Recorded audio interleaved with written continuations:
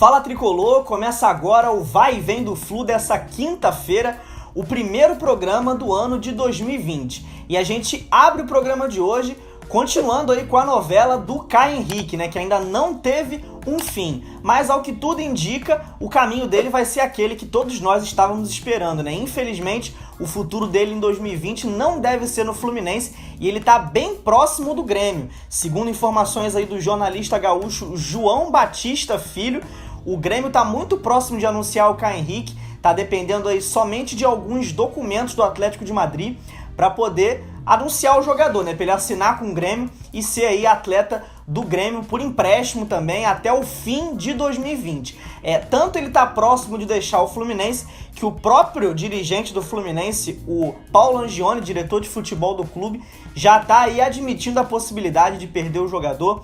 Diz que o Fluminense ainda não recebeu uma sinalização do Atlético de Madrid pela proposta que fez, então o destino dele deve ser realmente o Grêmio e o Fluminense deve perder um dos seus principais jogadores no ano passado.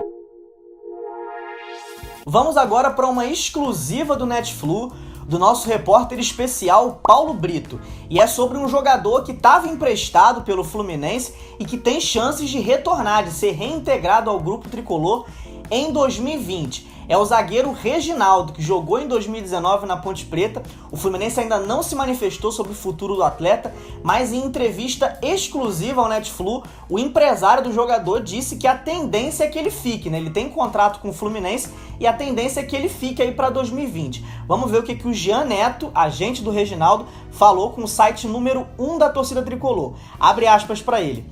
Ele tem contrato, não tem o que fazer agora, é preciso esperar. Ele se representa normalmente junto com o restante do elenco. Apesar de dizer que a tendência é que ele fique, o empresário também ratificou que ele está aberto a ouvir novas propostas e que ele pode sim, se o Fluminense quiser, ser emprestado novamente para um outro clube, né? Ele está disposto a ouvir se tiver outras coisas, caso o Fluminense não queira contar com ele. Mas é melhor perguntar isso para o clube. O atleta tem contrato com o Fluminense e a tendência é que ele se mantenha lá. Então, se o Reginaldo ficar no Fluminense, ele vai ser mais uma opção para a zaga em 2020. Lembrando que o Fluminense tem hoje de zagueiros no elenco o Nino, o Matheus Ferraz, o Digão tá negociando ainda a permanência, não é certo que ele vai ficar ou não, se ele vai ficar ou não em 2020, né? Tem também o Lucas Claro, o Frazan e o Luan, cria de Xerém, com passagens aí pela seleção de base, né? A tendência é que o Luan comece o ano nesse time sub-23 do Fluminense, de aspirante, mas pode ser aproveitado aí, quem sabe, durante a temporada no time profissional. Você acha que o Reginaldo tem espaço aí entre esses zagueiros? Podia ser mais uma opção para o elenco, mais uma opção para o Odair Helma, ou o Fluminense tem que emprestar ele para um outro lugar? Coloca aí sua opinião embaixo nos comentários.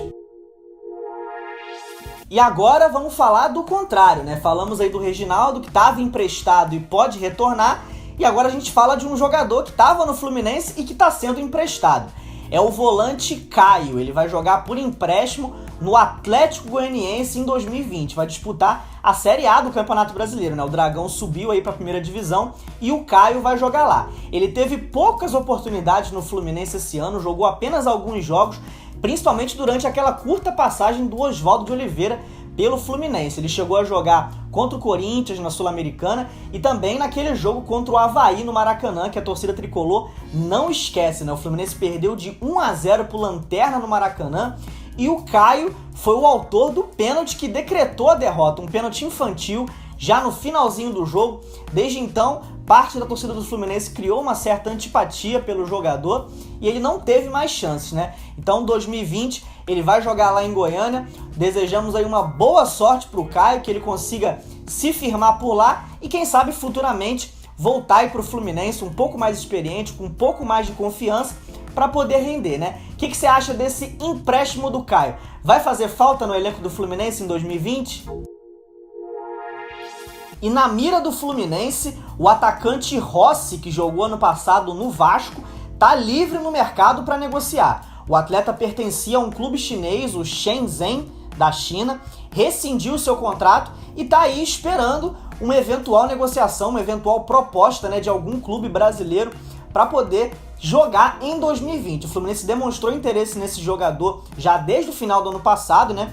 E o empresário do atleta, o Dari Pissetti, deu uma entrevista dizendo que a partir dessa quinta-feira ele vai começar a ouvir propostas para poder decidir o futuro do jogador nessa temporada. Abre aspas aí pro empresário dele. Ele está livre, 100% dos direitos econômicos são dele. A gente começa a negociar com os clubes a partir de hoje. O que você acha de uma possível contratação do Rossi pelo Fluminense?